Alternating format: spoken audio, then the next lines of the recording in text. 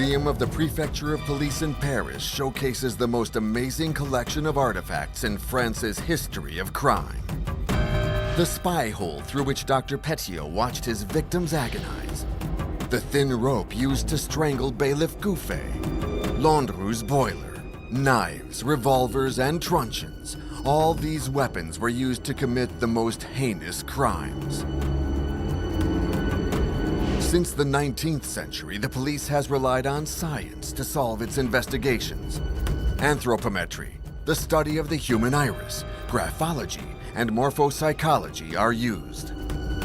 Inside the museum's archives, the reports of the investigations, the transcripts of the interrogations, and the sketches of the crime scenes take us along the bloody trail of the most terrible murderers in history. Rodez, 1817. The former Imperial prosecutor, Antoine Bernardin Fualdès, is found floating in the waters of the Aveyron River. His throat is slit. With this news, the city ignites, and in this borough of 6,000 inhabitants, the affair quickly focuses on the settling of scores. In the midst of France's so-called restoration, where Bonapartists and Royalists are at each other's throats, there emerges the shadow of a political conspiracy. Rumors and false testimonies will be told one after the other in court. The Fualds trial marks an important stage in legal history because it was the first trial of the era of the media. For over 3 years, the trial impassioned crowds throughout Europe and even in the United States. The greatest writers of the 19th century, Gustave Flaubert, Victor Hugo, and Honoré de Balzac even wrote about Fualds. Géricault painted The Assassins of Fualds in 1818. It's now on display at the Musée des Beaux-Arts in Paris.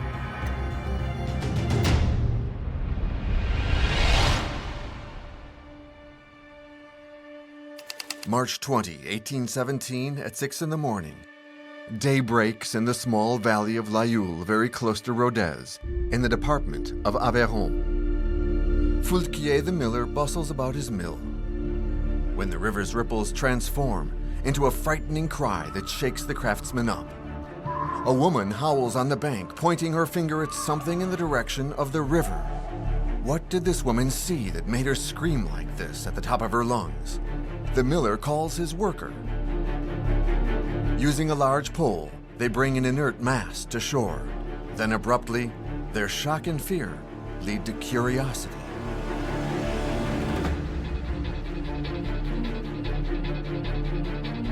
It's the corpse of a man.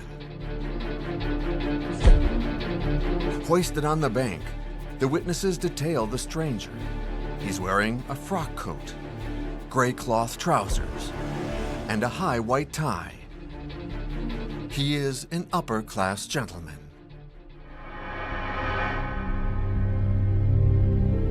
About 9 a.m., Dr. Rosier and the surgeon Mr. Le Bourget arrive. Curious onlookers are pushed aside, while the experts examine the victim. Next to the body, the doctors are stunned. They consult with each other and wonder how a thing like this could have happened.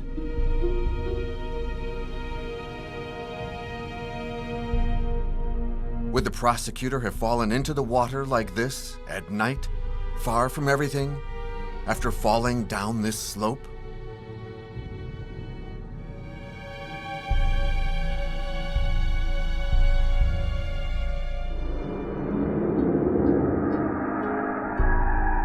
They strip him and search for clues.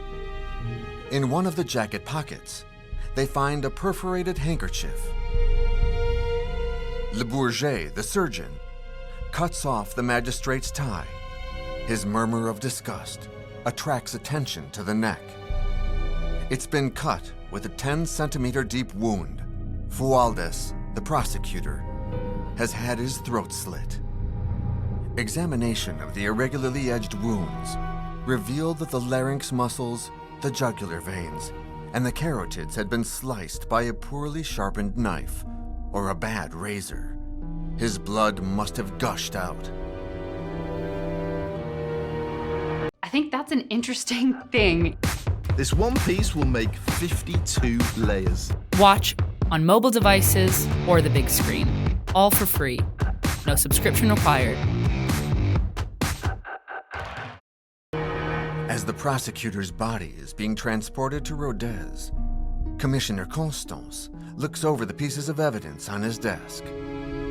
The handkerchief from inside the jacket, which would have been used as a gag, and especially Fualdes' silver-knobbed cane that was brought in by Mrs. Chasson, the baker, on Rue des Hebdomadiers, one of Rodez's more disreputable streets, 4 kilometers from the spot where the corpse was found. To Commissioner Constance, there is no doubt about it. Prosecutor Fualdès was ambushed.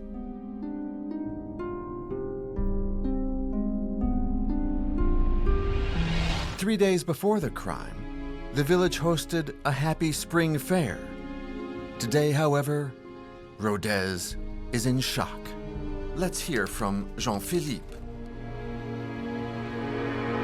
Une fois à Rodez, c'était le grand moment où cette ville un peu perdue, recroquevillée sur sa colline, s'acoquinait avec toutes les campagnes et des pays plus lointains. Donc il y avait des vendeurs de mules, des vendeurs de toiles grossières. Tout le monde venait faire la foire de Rodez qui durait plusieurs jours. C'était l'occasion pour tous ceux qui tenaient des beuglans, des tavernes, de faire tourner le commerce. Donc ça finissait très tard. Et ça montrait aussi que Rodez était restée finalement une ville paysanne, puisqu'on élevait encore des cochons dans les rues. Il y a encore une rue qui s'appelle la rue du Toit, donc c'est un égout, un cloaque à ciel ouvert.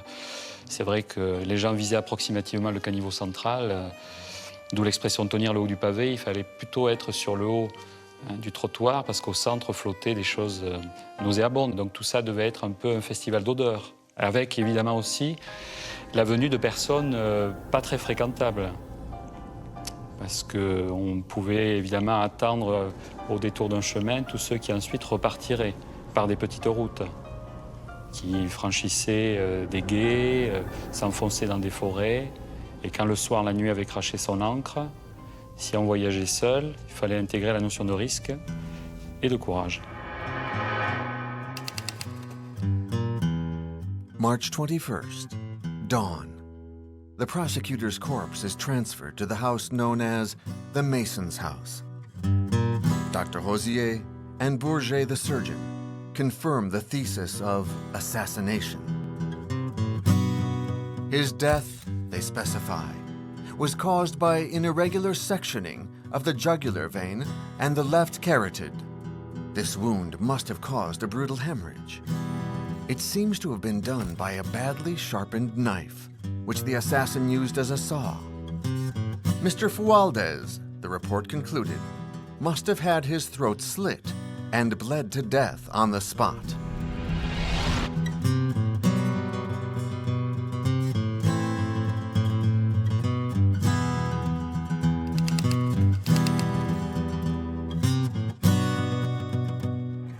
On va donc faire pratiquer 2 autopsies, une première autopsie rapide et une deuxième autopsie. Donc le corps est amené à l'hôtel de ville de la ville de Rodez. Et là, on va ouvrir le corps. Et ce qu'on voulait savoir, s'il y a eu des violences, et notamment si on avait essayé d'étrangler Fualdès. Donc si sur son cou, il y avait des traces de strangulation. Ce n'était pas le cas, et son corps présentait aucun coup, aucun choc, ce qui prouve que Fualdès a été assassiné par surprise, sûrement il ne s'y attendait pas, et très rapidement.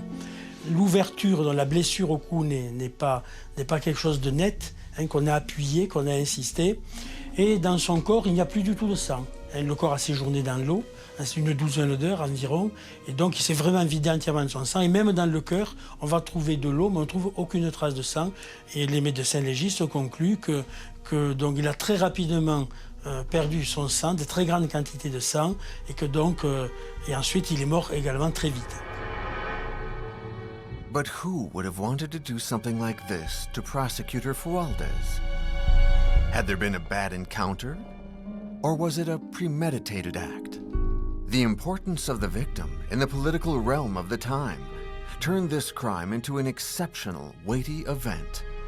Alors, on est dans une période qui est assez agitée. Depuis 1815, c'est la deuxième restauration. Louis XVIII est au pouvoir. Et effectivement, il y a des rancœurs, comme dans toute la France, notamment les ultra-royalistes, pas dans l'Aveyron, mais dans le sud de la France, à Nîmes, vont assassiner d'anciens révolutionnaires, des partisans de l'Empire, notamment le général Brunet à Nîmes. Et on est dans ce contexte.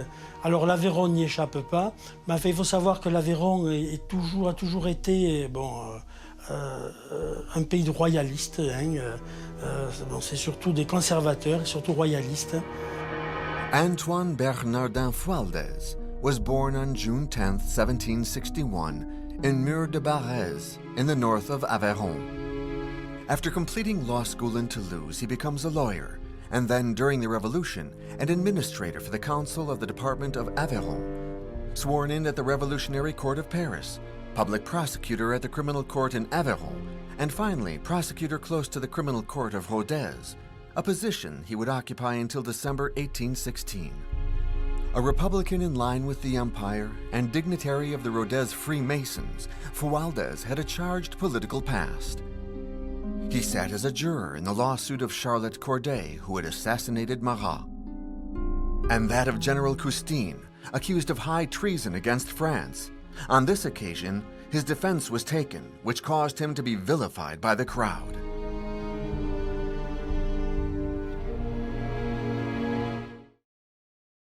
From this rich revolutionary past, he retained a special attachment to the ideals of the Republic and the Empire, which he would aim to apply in his region. Il a un peu nettoyé toutes ces campagnes et ces routes peu sûres. Il a traqué les complots royalistes, il a traqué les prêtres réfractaires, et puis les petites frappes, les contrebandiers en sel, les contrebandiers en tabac. Tout ça, ça a fait un peu, je dirais, son quotidien. Donc il a été chargé, et c'était, je crois, un procureur très zélé de faire une grande lessive, un grand nettoyage. It was in this agitated political context that the Commissioner Constant began his investigation. Fualdès' schedule during the day of March 19, 1817 was easy to piece together. All of Rodez had seen him in the company of his godson Charles Bastide, a colossus standing 1.9 meters tall, paying one of the city's businesses a sum of 2,000 francs for promissory notes, which had been given to him by Sieur de Séguret in payment for the estate of flowers that Fualdès had sold to him. Around 4 p.m., still with Bastide, he returned home, which was at the entrance of Rue Lombergu. Shortly after his return, according to his housekeepers, a servant dressed in green came to the house to confirm a mysterious meeting scheduled for 8 p.m. What was this meeting? He does not speak to anyone about it, but in the evening he seems merry and even cheerful. After dinner, he departs, his silver-knobbed cane in hand and a package under his arm. According to his house cleaner, it was a bag containing either a bundle of papers or money. They never see prosecutors Fualdès alive again. Il va apparaître que Fualdès était dans une situation financière désastreuse. Il avait 48 000 francs de dette et il venait de vendre à M. de Séguret, qui était le président du tribunal civil de Rodez, le domaine de Flars, pour 68 000 francs. Mais il l'avait vendu plusieurs années auparavant et le règlement se faisait, c'était un système de billets à ordre assez compliqué qu'il fallait négocier. Alors, c'est peut-être d'ailleurs, le soir il va sortir, le même jour, à 20h, il portait un paquet qui paraissait un petit peu volumineux, qui sortait sous sa lévite, et c'est peut-être une somme d'argent qu'il allait négocier ou faire quelques règlements. Rodez is abuzz with the news, and the rumor mill is turning steadily. Commissioner Constant is overwhelmed by hundreds of confused testimonies.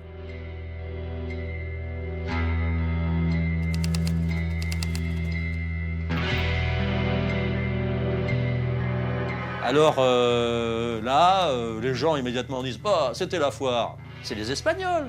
Ils ont trucidé le bonhomme, ils l'ont trouvé dans la rue, ils lui ont pris sa montre, etc. Bon, il y a d'autres qui disent, mais non, c'est pas les Espagnols. C'est parce que Fualdès, quand il était procureur impérial aux criminels, il a fait guillotiner des gens. Pourquoi pas? On dit, non, mais non, c'est pas ça. Il y en a qui disent, mais vous n'y êtes pas. Il est sorti ce soir-là pour une affaire amoureuse. Il avait un rendez-vous galant. Et donc, il se fait assassiner par un mari jaloux. Et puis d'autres encore, mais non, c'est les royalistes. Donc, il y a énormément de pistes qui se développent. Et trop de pistes tuent la vérité, quoi. On ne sait plus tellement où on en est. Judge Tula is entrusted with continuing the investigation.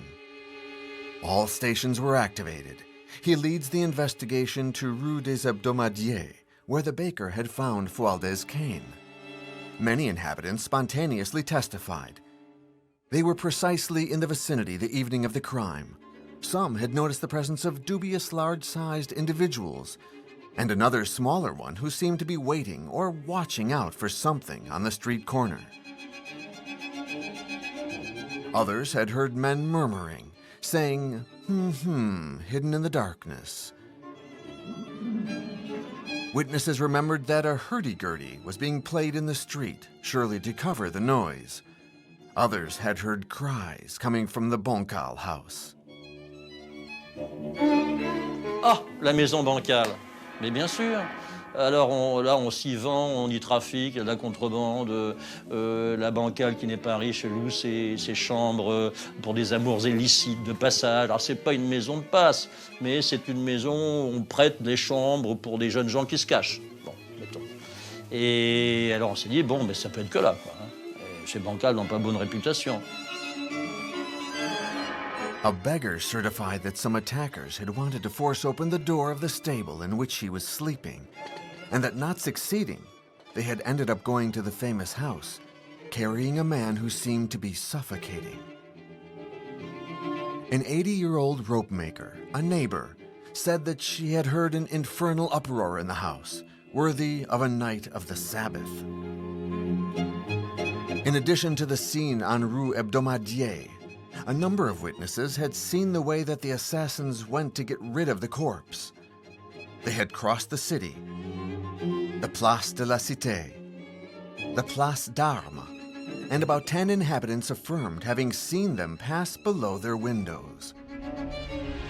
Given all these testimonies, Judge Tula then orders a search at the Bancal house. A blood-stained blanket is found, as well as small bones which seem to come from a butcher. The judge deduces that this blanket must have been used to transport the body of Fualdès. Mr. and Mrs. Bancal and their eldest daughter are immediately thrown into prison. The other children in the family are questioned too. Small Magdalene, intimidated by the questions, starts to speak. At night, she pretended to sleep and saw men enter the house. They were carrying the body of a man who had been killed with a knife. Her father was holding the corpse by the feet. Her 5-year-old brother, Alexis, confirms this. These revelations incite others to testify, both adults and friends of the children who were told things in secret. A cabaret manager, Rose Ferral, pointed out that Jean-Baptiste Collard, Joseph Missonnier, Bousquier, and Bach had all drunk at her place.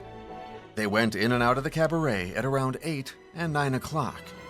They were certainly on the lookout. They were arrested. These men did not have a good reputation. They lived off small jobs.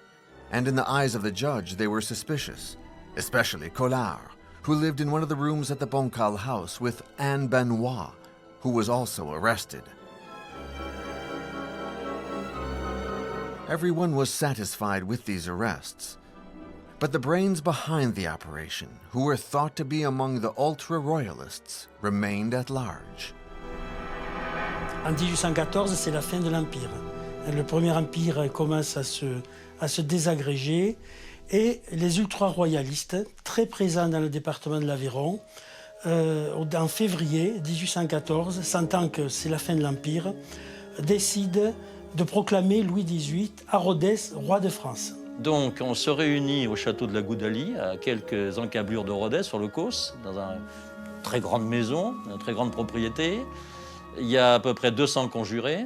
On fabrique des cartouches, on fabrique des drapeaux, et puis eh bien, on se prépare à attaquer Rodez. Alors, à Rodez, on a des complicités, évidemment. Le préfet est complice, il fermera les yeux, on laissera les portes de la ville ouvertes, la gendarmerie ne bougera pas trop. Et puis, une fois qu'on sera rentré dans Rodez, on libérera les prisonniers russes et espagnols, parce qu'il y avait des prisonniers des guerres de l'Empire qui étaient là. Ça fera des hommes en plus. Et puis, eh bien, on prendra la ville. Et Rodez sera la première ville de France à se donner au roi. Or, le complot échoue, parce que juste à côté de la Goudalie, il y a 2 propriétés. Il y en a une qui appartient à un certain Josion et une autre qui appartient à un certain Bastide.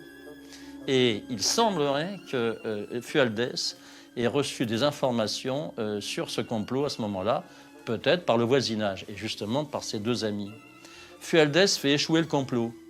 C'est-à-dire qu'en pleine nuit, on vient annoncer aux conjurés de la Goudalie que l'affaire est manquée, qu'il faut partir en vitesse, il faut déménager, et tout le monde s'enfuit un peu partout, dans tous les châteaux du secteur.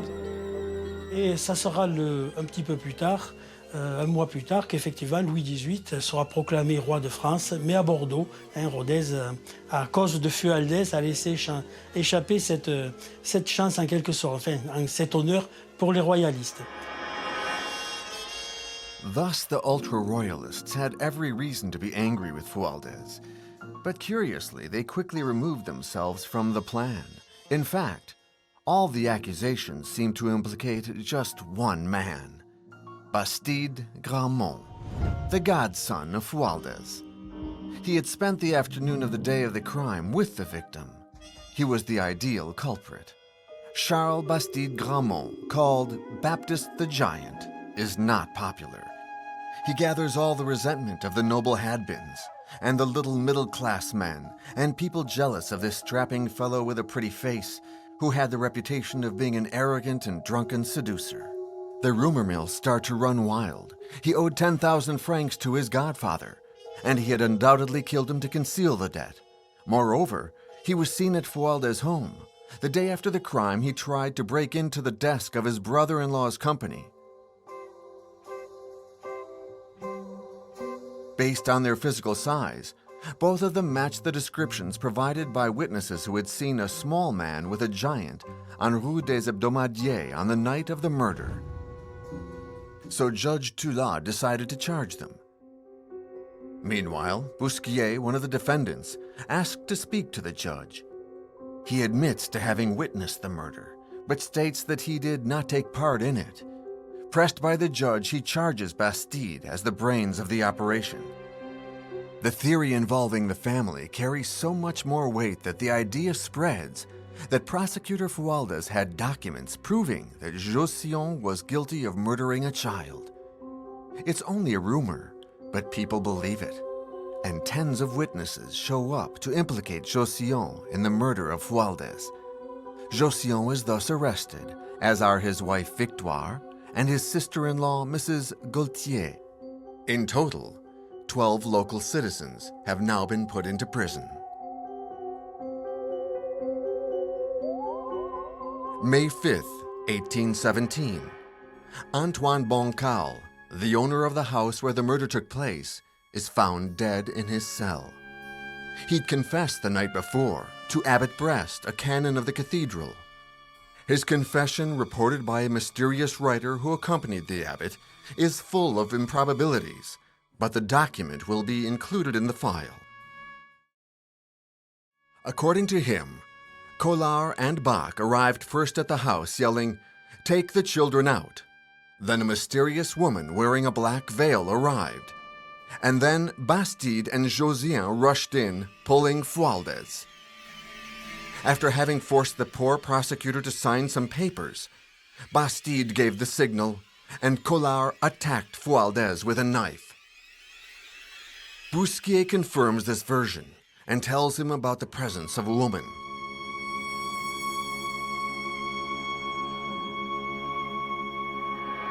Au mois de juillet, donc, on a arrêté un certain nombre de personnes. Le procès est prévu.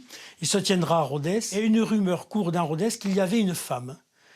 Il y a une femme qui aurait un rôle absolument extraordinaire, surtout pour la justice. C'est-à-dire qu'elle n'aurait pas participé, mais elle aurait été témoin.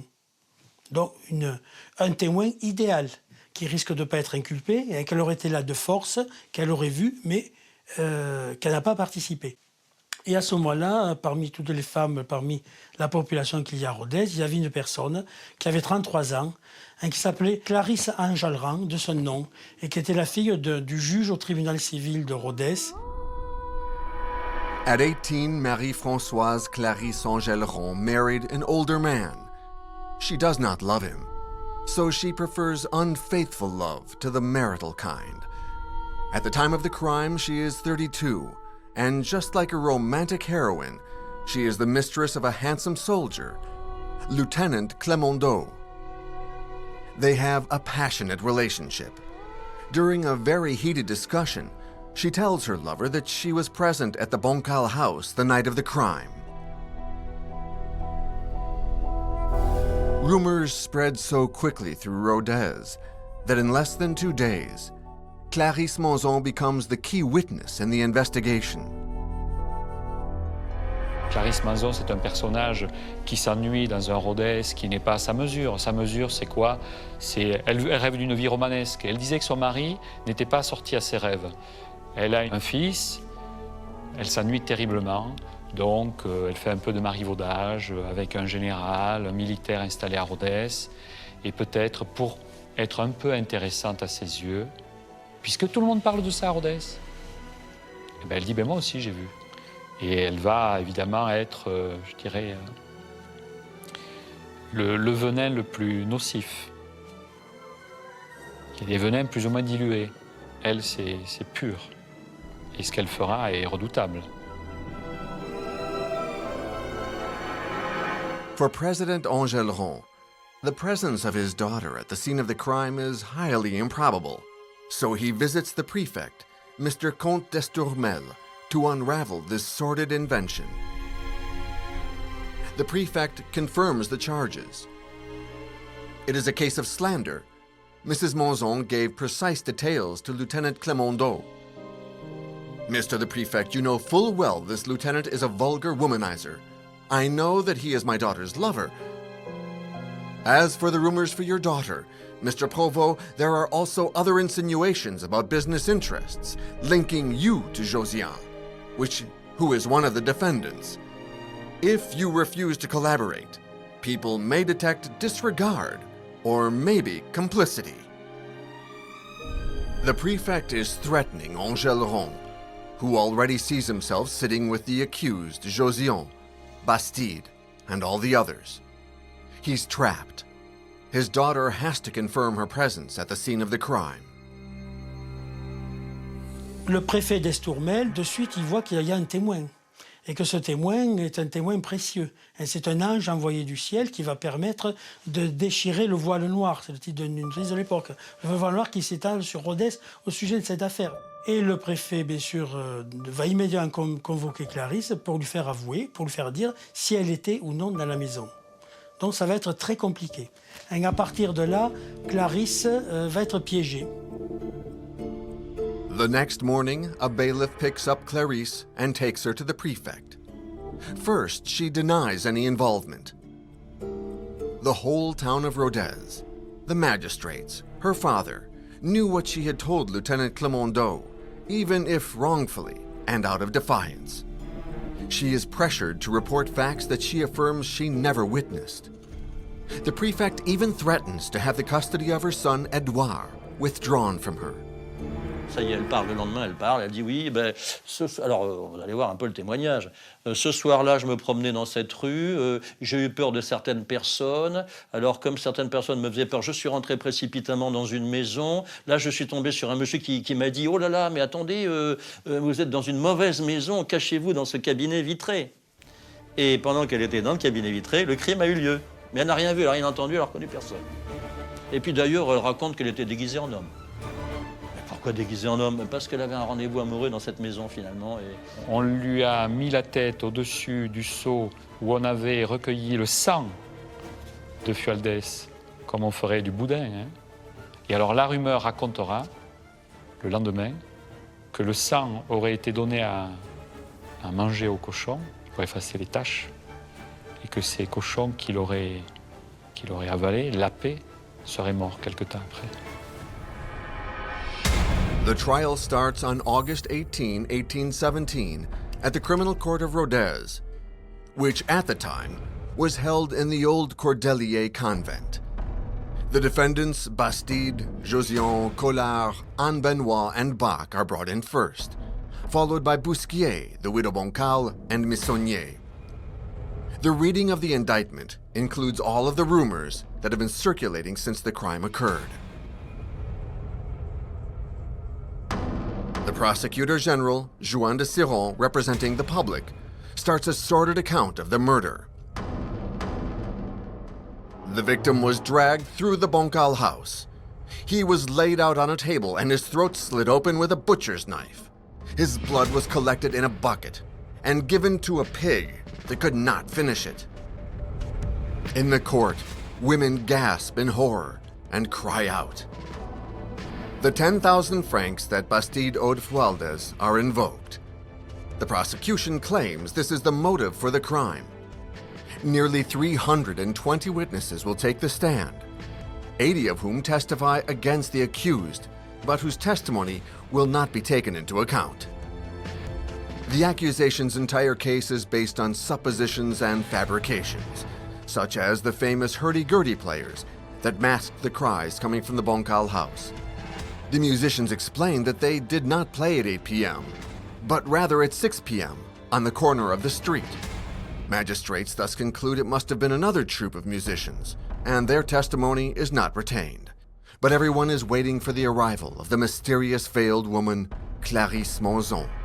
Et alors là, Clarisse va faire le spectacle. Hein, c'est-à-dire, quand elle est en difficulté, elle s'évanouit. Elle prend des attitudes théâtrales. Elle s'exprime par onomatopée ou en disant des mots dépourvus de tout sens. Enfin, on ne peut pas comprendre ce qu'elle dit, ce qu'elle veut. Elle s'évanouit fréquemment. Donc, on n'arrive à aucun résultat. Et donc, on ne saura pas si elle était vraiment donc, dans la maison bancale. It's apparent Mrs. Monzon does not want to play the role of the exemplary witness that the magistrates of the court would like. The trial continues. The testimonies are unclear, and when it comes to the witness who is expected to reveal the truth, she's evasive. She addresses the accused. "Admit it," she cries. And at Bastide, who fears for his life, she says, "Save me from these assassins." She's pressured to give testimony that will definitely implicate Bastide, Josion, and their accomplices. Didier Fualdès, the victim's son, begs her. The president insists again and again, reading her declarations back to her. But Clarisse Monzon holds to her ambiguous positions.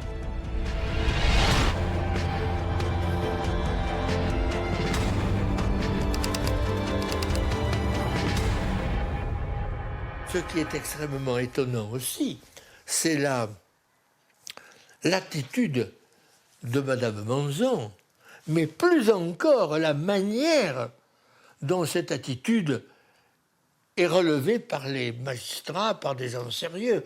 Aujourd'hui, au pire, on l'aurait mis de côté.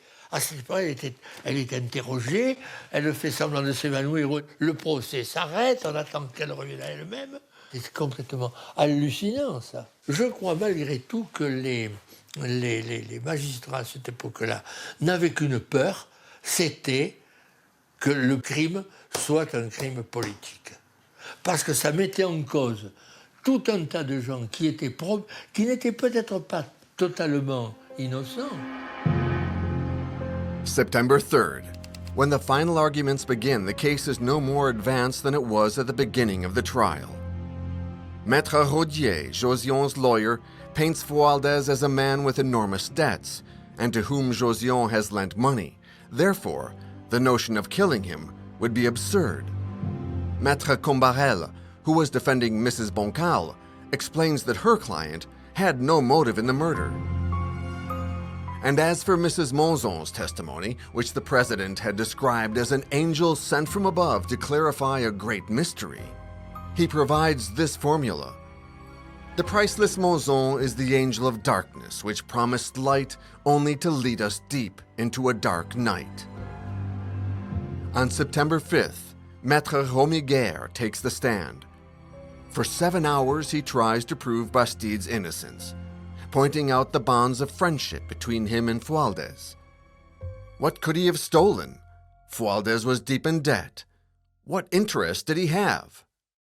D'autant plus que Bastide était un éleveur, avait le domaine de la morgue, avait le domaine de Gros, qui était de très gros domaines, faisait le commerce du bétail, il produisait des céréales, donc c'est quelqu'un qui était tout à fait aisé, et sa famille est également déjà aisée. Donc ils n'ont pas tué Josion Bastide, les deux principaux instigateurs du crime n'ont pas pu tuer leur ami Fualdès pour des raisons d'argent. Maître Romiguer presents the theory of a heinous crime linked to a lover's getaway. Fualdès left at 8 o'clock, not saying where he was going, after grabbing a bag of money. Perhaps he was leaving for a romantic meeting. Let us pull back the veil, he says to erase the shameful idea of the prosecutor visiting a prostitute. But let us recognize that the assassination of this unfortunate magistrate was an obscure crime, committed with the sole purpose of stealing the bag of money, a crime Bastide had no motive for. Then, to unsettle the jury even more, he discredits Clarisse's testimony. Who is this Monzon lady who does not speak and whom people want to make speak? Who does not acknowledge anything, whom we have been told has a key confession, who holds no secrets, but who we keep on asking for her secrets? He warns the jury against an unjust conviction which could condemn an innocent man. The audience is stirred, Maître Romiguer has shaken the congregation. And finally, to strengthen his argument, he attacks Mrs. Monzon again. Le juge va lui dire, Madame, que craignez-vous? Regardez, vous êtes entouré de gendarmes et de soldats. Qu'est-ce que vous craignez? Vous dites qu'on vous menace, mais personne ne vous menace. Dites la vérité. Est-ce que les coupables ne sont pas dans les fers? Vous ne craignez rien? Non, tous les coupables ne sont pas dans les fers. Alors là, c'est là que ça devient national. Les journalistes arrivent de partout. Tous les coupables ne sont pas dans les fers. Mais qui sont les autres? Et alors tout le monde à Rodez commence à se dire, mais alors voyons voir, mais qui ça pourrait être les autres? Et puis dans la France entière, le secrétariat du garde des Sceaux, le ministère de la Justice reçoit des centaines de lettres anonymes où les gens disent, mais moi, je sais qui n'est pas dans les fers. Et ça devient national et international de ce coup-là. The Fualdès affair unleashed passions in Rodez, throughout France, and even abroad. Domestic newspapers sent their best reporters to report the debates. The chroniclers add their own impressions to decorate their accounts, creating portraits of the characters involved in the affair and caricaturing them, feeding the legend of a band of avid, bloody assassins admiring the prosecutor's remains. Et c'est à partir de ce moment-là que ce procès, donc, on a une relation qui est très détaillée, qui est extrêmement intéressante, qui est officielle, comme si la justice avait voulu qu'il y ait une publication officielle. Des journalistes vont prendre un sténo, la sténo avait été créée en 1792, vont noter toutes les audiences, ou des tachygraphes, des gens qui écrivaient très très vite, qui notaient les audiences. On va imprimer et on va envoyer ces petites notices à des abonnés, à des gens qui s'abonneront, qui vont les relier, auxquels on va adjoindre des plans, des gravures. Et l'affaire Fualdès va prendre une dimension absolument extraordinaire. De Saint-Pétersbourg à New York, on parle de l'affaire Fualdès, y compris au Groenland. C'est devenu une affaire qui dépasse le cadre de la ville de Rodez, largement, du département de la région, de la France, et on s'intéresse dans toute l'Europe et au-delà de l'Europe à l'affaire Fualdès. On September 12, 1817, at noon, the jury withdraws, overwhelmed by the idea that assassins might still be at large. The deliberation lasts 7 hours. Night has already fallen when the verdict is finally delivered amid a solemn silence. Bastide, Josion, Bac, Collard, and Boncal are convicted for premeditated murder and are sentenced to death. Missonnier and Anne Benoit, convicted for murder without premeditation and sentenced to life in prison. Bousquier, guilty of having thrown the body into the water, is sentenced to 1 year of prison and a fine of 50 francs. The confessions he made have been useful to the magistrates and thus helped him avoid a heavier sentence. The audience applauds. Rodez can breathe easier as Fualdès' assassins are out of harm's way. Then 1 month later, in October 1817, there's a sudden turn of events. The suit is annulled due to a mistake in procedure. To the great displeasure of the magistrates, the case must be retried. Le procès est cassé pour vice de forme, puisque le greffier avait oublié de faire la prestation de serment de certains témoins. Donc il est cassé et l'affaire va être jugée à Albi. Et là, pour forcer un petit peu les choses, on va décider que Clarisse Manzon n'allait plus paraître comme simple témoin, mais comme complice, comme accusé. Donc on l'a fait arrêter en octobre. Donc Clarisse est emprisonnée au couvent des Capucins. Elle mène une belle vie parce qu'elle loge, non pas dans une cellule, mais dans la loge du concierge. Elle reçoit tout Rodez. Et là, elle va, avec un journaliste parisien, elle va publier un ouvrage, donc c'est les fameuses lettres qu'elle va écrire, et qui va être un best-seller. On January 19th, 1818, Bastide, Josion, Collard, Bach, and Missonnier have their legs shackled and they're transferred to Albi. Anne Benoit and Boncal follow in the last wagon. On February 4th, the transfer of Clarisse Manzon takes place under different conditions. Dressed elegantly and escorted by a cavalry brigade, she rides as though in a parade, greeting the onlookers on her way. March 25, 1818, the second trial for the Fualdes affair opens in the court of Albi. It will last 11 days. Nearly 500 witnesses are called to the stand, most of whom from Rodez. During the hearings, testimonies favoring Bastide are thrown out and their authors are stopped. Autre chose qui est très troublant, c'est qu'au premier procès de Rodez, on trouve 230 témoins à charge, alors que les rues de Rodez étaient désertes ce soir-là. 230 témoins, on en trouve. Et au procès d'Albi, encore pire, 500 témoins à charge. C'est hallucinant, je veux dire, c'est... Alors vous savez pourquoi? Parce que les témoins sont rétribués. On leur donne, dit, ah, vous allez à Albi, attendez, on vous paye. Mais bien sûr, le voyage, et puis l'hôtel, et puis voilà. Alors les gens, pour aller faire un tour, qu'est-ce qu'ils ne seraient pas capables d'aller dire? Alors bon, tout ça, ça ne tient pas debout. To make sure that the jury is convinced of their guilt, new witnesses are found who say exactly what they've been told to say. Au procès d'Albi, vous avez dans les membres des jurés, vous avez des ultra-royalistes. Ils font partie du tribunal. Il y a un conseiller qui s'appelle le conseiller Pinault. Il doute fortement. Il cuisine les témoins. Les témoins bafouillent. Il commence à les retourner. 2 jours après, Pinault est dessaisi. On dit, attendez, là vous en faites trop. Alors dehors, on remplace par un autre. Alors Pinault, il est scandalisé. Il écrit à droite, à gauche. Il écrit à 2 cases. Il écrit au gouvernement. Il écrit au ministère. Non, c'est la raison d'État. The conditions of detention for the accused have been hardened, pressuring them to admit their crimes. Bach and Mrs. Boncal, exhausted by months of interrogation, go on to confess. Clarisse Manzon continues to be pressured. Her son is taken away from her and sent to live with her grandmother, and Clarisse is threatened with never seeing him again if she does not cooperate.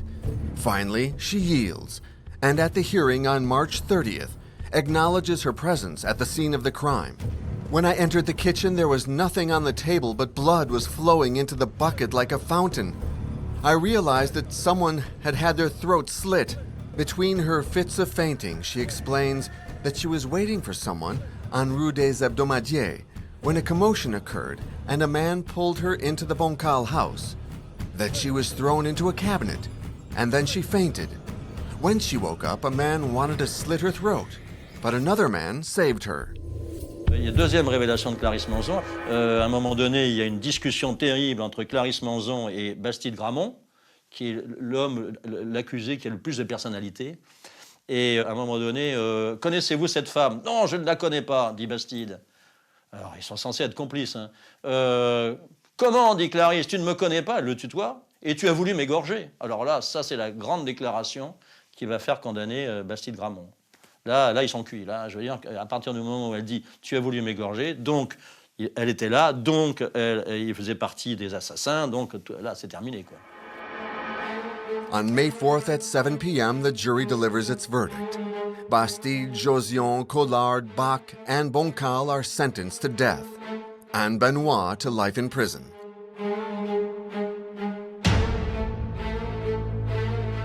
Mrs. Monzon is found not guilty unanimously and discharged.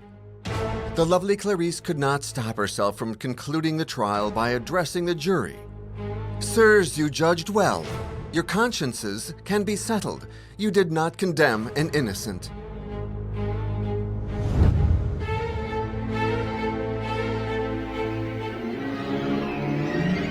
King Louis XVIII refused to show clemency for Bastide, Josian, and Collard. They were executed on May 30th, 1818, in Albi, protesting their innocence all the way to the scaffold. The request for a reduced sentence for Bach and Boncal remained suspended. The court had not finished with the imaginary plot, and a third trial is initiated. On December 21st, 1818, the main witnesses, Bach and Boncal, were taken out of prison for the trial, and Clarisse Monzon was called to her lesson well learned. Again, the public hears extravagant testimonies, but the stories begin to change, and the defendants have solid alibis. It becomes obvious that the witnesses have misrepresented the facts. Boncal affirmed he had participated in the bloody orgy, and Clarisse Monzon swore she'd seen more than 15 assassins around the table where Fualdès bled. But obviously, these were pure fabrications. The defendants were acquitted, and this twist of events called into question the conclusions of the preceding trials. Bastide, Josian, and Collard's innocence was confirmed by a series of retractions by the main witnesses, who all changed their positions on their deathbeds. Tous les gens qui sont morts en prison et qui s'étaient accusés eux-mêmes, ou qui avaient accusé les autres en disant non, nous sommes innocents. Et il faut croire ces gens-là parce que on est dans une période ultra-catholique où les gens croient très fortement à l'au-delà, au jugement dernier. Et je peux dire que quand les gens se rétractent comme ça en présence de prêtres, en disant voilà, je vais mourir maintenant, je vais dire la vérité, c'est que on peut y aller, quoi. Il y a aucune chance qu'ils soient en train de raconter des bricoles. Then who could have killed Fualdès? Why did the court persecute the innocent? Did it protect the guilty parties? There are many theories. Was this a politically motivated crime? Il n'est pas impossible que Fualdès, tout simplement, sortant de chez lui, peut-être pour aller négocier des effets de commerce avec de l'argent, et tout simplement, nous étions le surlendemain de la foire de la mi-carême. Les foires à Rodez duraient 3 jours, elles amenaient beaucoup de monde, mais on peut imaginer qu'il est parti, qu'il a été entraîné, et peut-être lorsque les assassins ont découvert qui il était, c'est-à-dire un personnage important, en plus un juge, à ce moment-là, il l'a égorgé et ils ont jeté son corps à l'eau avant de quitter Rodez. But justice's pressuring of false witnesses sows doubt and raises questions. The servant dressed in green, who confirmed he had a meeting with Fualdès that same day, why was his story never followed up? Alors après enquête, on a découvert qui était l'homme en vert. C'est le facteur François Saint-Chol, le facteur de la poste aux lettres. Mais qui est le chef de François Saint-Chol à la poste aux lettres? C'est Monsieur de Saint-Santin. Et Monsieur de Saint-Santin, c'est un ultra-royaliste. Donc, voilà, il se sert de son facteur, peut-être comme un messager. The shadow of the ultra-royalists and their leader Charles d'Artois, future King Charles X, underlies this affair. One must not forget the political influences Fualdès had. He was a convinced revolutionary who was a loyal servant of the empire. Another theory implicated the Espalion trunk, which was carrying Rodez's public funds. At the time, Fualdès suspected the royalists of Rouergue, as they were in need of money in order to finance the return of Louis XVIII to the throne. C'est simplement, il avait des dossiers sur les gens. Voilà, et il en savait trop. C'est l'homme qui en... Fualdès, c'est l'homme qui en savait trop. Et c'est pour ça qu'il est mort. It's clear that the Fualdès affair was manipulated by the authorities, and the prosecutor's crime remains a mystery. The dramatic trials in which Clarisse Monzon played the heroine impassioned an international audience. Elle est devenue une vedette nationale. D'ailleurs, elle en a vécu pratiquement jusqu'à la fin de sa vie. C'est-à-dire qu'elle a eu beaucoup d'argent, elle a donné de l'argent d'ailleurs en faveur des naufragés de la Méduse. Elle est apparue au spectacle du Tivoli et du Palais Royal à Paris, puisqu'elle était une limonadière dans un cabaret, dans un café où elle apparaissait. Et ça faisait venir les clients parce qu'elle racontait pour la millième fois son histoire. Et puis, progressivement, on ne s'est plus intéressé à elle parce que maintenant, l'opinion publique s'intéressait à d'autres affaires encore peut-être plus intéressantes, plus prodigieuses. Et elle est morte un peu dans l'indifférence, mais en s'étant rétractée. To this day, there is evidence of an obvious injustice and the devastation that rumors can cause. Alors là, une fois que la rumeur s'engouffre, elle arrache tout. C'est une espèce de tsunami qui emporte tout sur son passage. Et plus on essaye de faire des digues, et plus elle se plaît à les soulever et à tout dévaster.